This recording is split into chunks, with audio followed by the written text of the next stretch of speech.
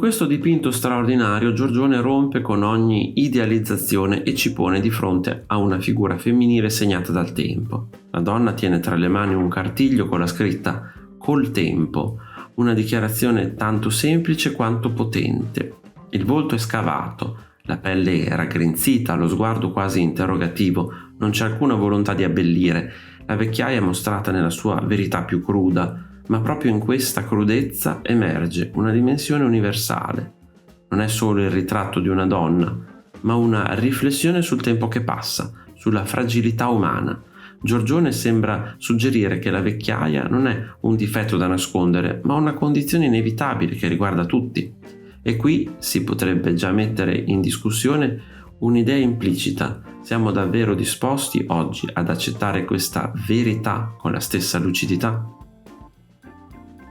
Bruegel ci offre un'immagine più ambigua. Il volto dell'anziana è deformato, quasi caricaturale, e non è immediato capire se l'artista voglia suscitare empatia o ironia.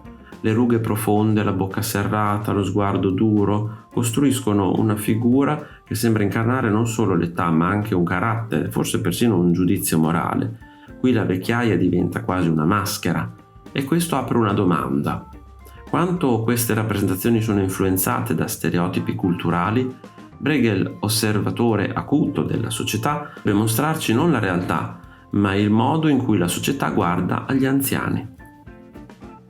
Con Van Gogh entriamo in una dimensione completamente diversa. La vecchia contadina non è più oggetto di osservazione distaccata, ma figura carica di dignità e fatica. Il volto è segnato, ma non umiliato. Le pennellate dense e materiche sembrano quasi scolpire la fatica di una vita intera. Il copricapo bianco incornicia il volto, isolandolo e rendendolo protagonista assoluto.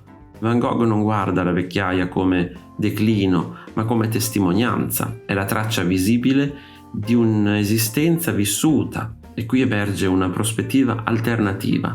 La vecchiaia non come perdita, ma come accumulo. A prima vista collegare quest'opera alla vecchiaia può sembrare forzato, e infatti lo è se si cerca una rappresentazione diretta. Boccioni, esponente del futurismo, distrugge la figura e la ricompone in dinamiche di movimento. Ma proprio qui sta il punto. Il futurismo esalta velocità, giovinezza, energia. Dove finisce allora la vecchiaia in questo contesto?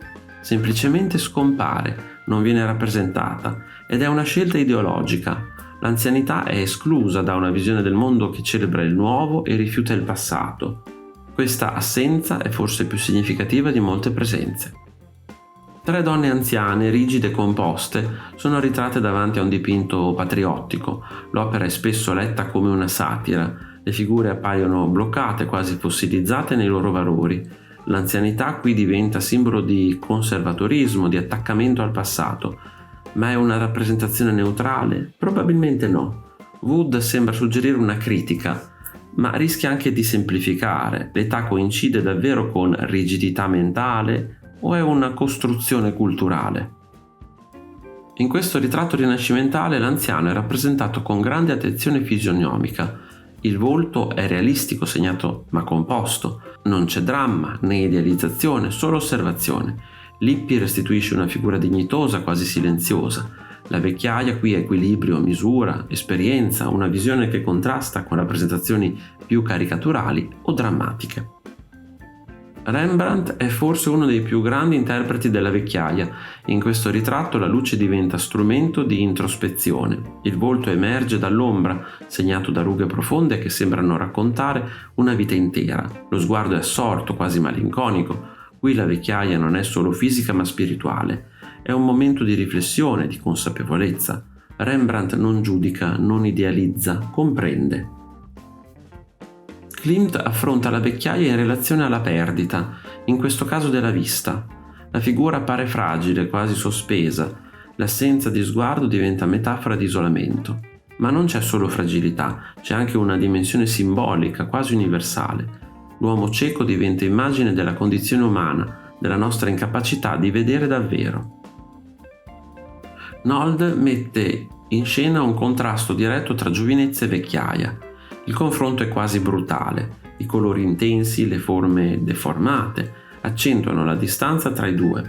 La vecchiaia appare qui come alterità, come qualcosa di distante, quasi incomprensibile per il mondo giovane. Ma è davvero così netta questa separazione o è una tensione costruita, amplificata dall'artista? Questa è forse una delle immagini più toccanti della vecchiaia nella storia dell'arte. Un uomo anziano, segnato da una deformazione del volto, guarda il nipote con tenerezza. Il bambino lo osserva senza paura, senza giudizio. Qui accade qualcosa di raro. La vecchiaia non è né idealizzata né derisa, è accolta. Il contrasto tra i due volti, uno segnato, l'altro giovane, non genera distanza, ma relazione. E forse è proprio questo il punto più importante. La vecchiaia acquista senso quando è inserita in un legame. Se ti è piaciuto il video, iscriviti al canale, lascia like e condividilo con i tuoi amici. Un saluto e al prossimo video di Arte Esplorando!